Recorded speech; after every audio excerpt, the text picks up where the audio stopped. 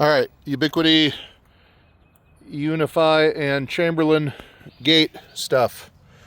Again, Unifi access control. Let's run through what we did. You want to narrate? Using the, where is it? Here we go. The EXB auxiliary board here on the opener.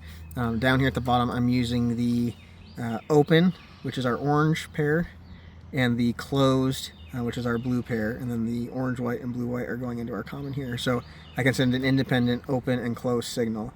When it's under schedule, that open light will be on. There's a little LED right there, somewhere if my finger will focus, right there. That will stay on consistently, so it'll look something like that. It may not go when I push the button. And then this relay up here, we're using just like our other one to do the same thing. So this is what's sending the information back to our position sensor. So the dip switch is the same way. Dip switch 1 is down, dip switch 2 is up, and 3 is also down. That'll send power anytime the gate is not in its closed state. And again, that expansion board really is where all of the magic is happening, right? Yep, because this one only has, as you see here, so SBC, a single button closure. This opener does not have, the ports aren't there for it, for an independent open and close contact, so we're having to use that expansion board to do that. And then our timer to close here is what's closing it as long as it's not under a schedule. The single button closure, again, mentioned this in the other video, but that's where we started kind of with this whole project, and it does work properly as a toggle.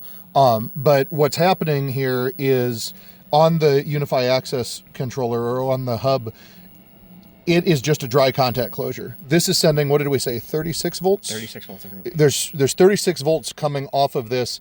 So what it is looking for is basically the connection of that 36 volt, like closing that circuit, which is why if you tap 2 of these wires together without the hub, it'll actually actuate the gate open or closed individually. The single button control only toggles the state of the device. So what you're really looking for, if you're trying to get schedules and all that stuff to work, are actually for it to constantly be receiving that open command, which is what the scheduling in Unifi Access does, because it constantly blasts that where that LED lights up and says open, open, open, and this board ignores everything else that it would be told to do while it's under schedule, because that open command trumps everything else. As soon as the schedule falls off and that open command disappears, it basically follows other priorities. So in our case, like Neil said, it goes to that countdown timer and it says, hey, I'm not supposed to be required to open.